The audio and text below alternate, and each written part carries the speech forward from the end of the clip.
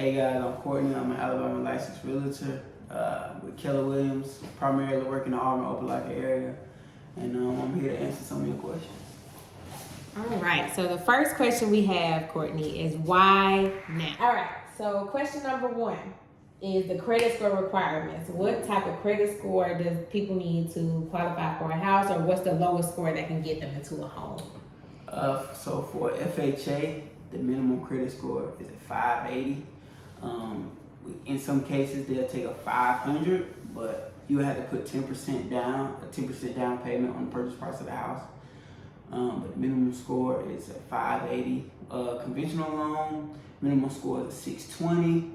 And for USDA loans and VA loans, they don't have necessarily a minimum requirement, but in particular for a USDA loan, most lenders would recommend you having a 640. But for a VA, it's really no minimum. All right, and question number two, why now? Why should people buy houses now if eventually the prices of the homes are going to drop in the next couple of months? So eventually if the homeowner price is going to drop in the next couple of months, that very well can happen. But also you got to look at interest rates. And last week the Fed just raised the interest rate by 0.75% more percentage points.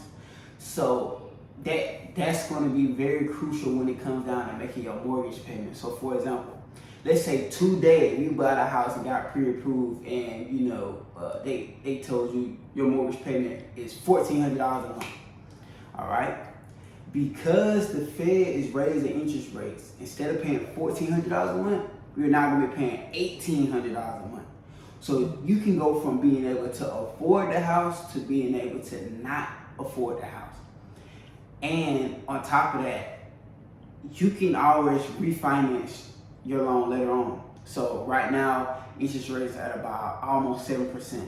So if you get a house right now with a 7% interest rate, let's just say a year from now, 2 years from now, interest rate go back down to 1.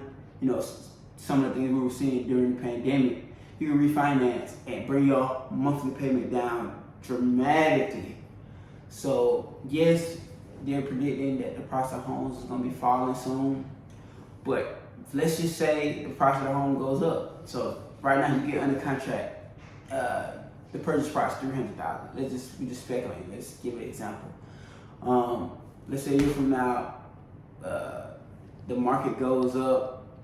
It's pretty good in your area, and now that $300,000 house is worth $400,000. So now you have $100,000 of equity in which you can leverage. But we can touch on that more in another video. But it's very complex. It's a lot of ways I can answer that. All right. And the next question, how long is the home buying process?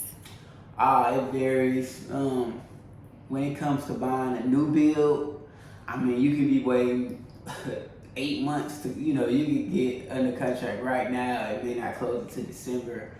A lot of things vary. We got this thing called contingency. So, in layman's terms, that's just things that are in the way. So if you, in a very perfect scenario, you would close somewhere between 30 to 40 days from when you have a binding contract. So when both parties, the seller and the buyer, agree to the contract in a very normal, smooth selling situation, it's gonna be like 30 to 40 days. But so many things could come up within that time period, and that's why you got me to help you navigate through those things. It's gonna be a lot of contingencies. It could be a lot of contingencies. Your lender might tell you, you have $5,000 in credit card debt you gotta pay before you can close on this house. Stuff like that can show up, and that's gonna push back the closing date. So it varies. It's different from person to person. All right. The next question is what not to do during the home buying process. What not to do? I would say, don't not ask all the questions. Make sure you ask as many questions as you can. Make sure, whichever realtor you choose, you ask them everything you want to know. Make sure when it comes to the finance side, it makes sense to you.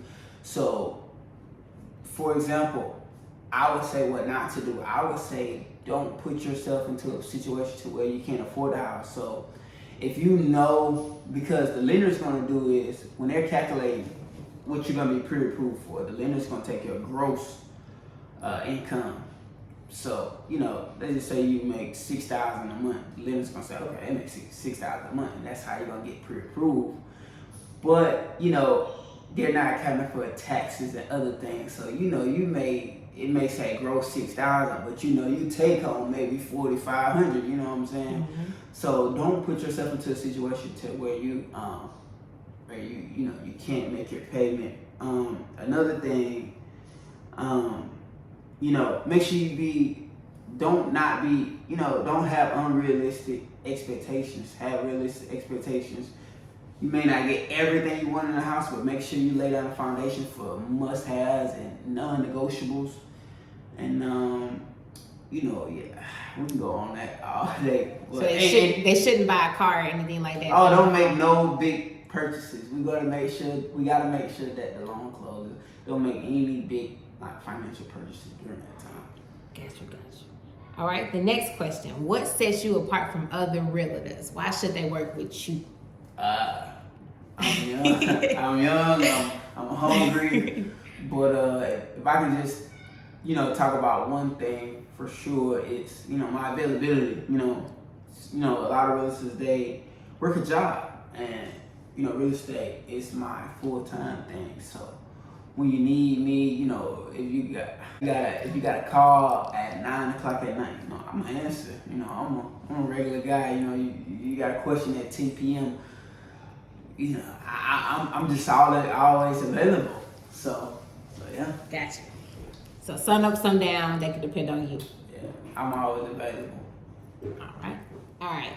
Next question is, do I really need to have a lot of money down? No, you don't really need to have a lot of money down. FHAs, you're gonna put down 3.5% of the purchase price. Conventional loans, you can put down a little as 5%. You know, it's gonna range from like 5 to 20%. I know a lot of people here with conventional loans, it's mostly 20%, but you know, you can put 5% down and it can become conventional. USDAs, you don't have to put any money down, and VAs, you don't have to put any money down. When it comes to investment properties, then yeah, you're gonna have to come with an investment. You're gonna have to put down 15 to 20%. But now you don't have to put a lot of money down. And remember, we have a lot of down payment assistance programs. Mm-hmm. So some of those programs, you know, you can make it in the house having to put no money down. I know some programs put 1% down. So it varies. You don't need a ton of money to get a house. All right. So what's an example of that 3.5% down? Like, if they was about to purchase like a $300,000 home, what would that? For example, a $300,000 home, 3.5%, $300,000. They're gonna have to put down $10,500. Gotcha. So that's what the FHA is, 3.5%. And like I said, we have down payment assistance programs. You know, you won't believe how many people who didn't think they could get a house, they can get a house. So. Gotcha. All right. So the next question is, can I get a house if I own a business but only get payments through Cash App? Yeah, you can. Biden, he just passed something last year, and you can have a business Cash App, and you know that actually gets reported to the IRS. You got to pay taxes on that. But of course, they use Cash Apps. That's something that's a conversation to have with the lender. But they definitely use Cash Apps as income, and you know y'all go over that, and yeah, they can get your income where you need to be, where you want to be. So, but definitely you getting paid off of Cash App. That could be counted as income. Yes. All right. Next question is it hard to get a home? Is it hard to get a home? That depends. Certain things we can't control. So right now, you know, low inventory, seller's market. It's gonna be hard on buyers. We can't control that. We can only control what we can control. What you can control is making sure you have your affairs in order financially, your credit score in order financially. You don't have any contingencies, no crazy outstanding debts. And if you got your arsenal in order, you know, you can go to war with, you know, in the market. So, and we can be competitive. So, It's a few things we can't control. I mean, we can't control the companies that's coming in and buying up, houses and all this and all that, and big,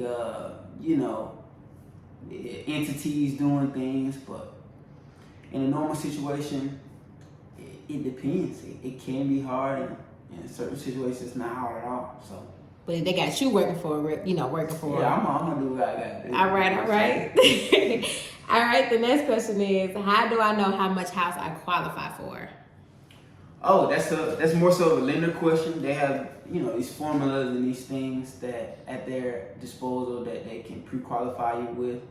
But my biggest question is not how much you can qualify for, but how much house can I afford. And that takes it back to knowing that, hey, they're gonna take a gross income amount, but you only net a certain amount. I want you to be able to comfortably be able to make that payment, so we don't default on our loan. And it's how much house you can afford, and that's the conversation we're gonna have about your finances and what you can do comfortably. Because people got daycare, car insurance, stuff like that. So you gotta take those things into account. But a lender can give you a pre-qualified amount. All right. The next question is rent versus home buying. Why is purchasing a home better than rent? I would say that it really depends on the person. If you're someone who you're gonna be moving around a lot, and if you're someone who is more like, you're in Dallas and you're gonna be in Dallas for 10 years, it might be better for you to buy a house. But if you're someone who you're not gonna stay in the same place for a long time, or it really depends on. It's a lot of benefits coming with buying a house, and it's some benefits coming with renting. So it's really up to that person. I'm a realtor. I'm gonna say it's better to buy, but it really depends on that person. You gotta have a conversation with that person and see what's really best for them. Maintenance, is a big thing that people ask about. Man, it's tough right now with the rent raising to astronomical amounts. That's a real question right now.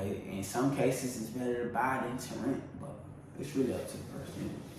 All right. And the last question for this video, on to part 2, is if I sell my home and purchase a new home, could I purchase a home while my house is still pending a sale, or would I have to wait until that one is done?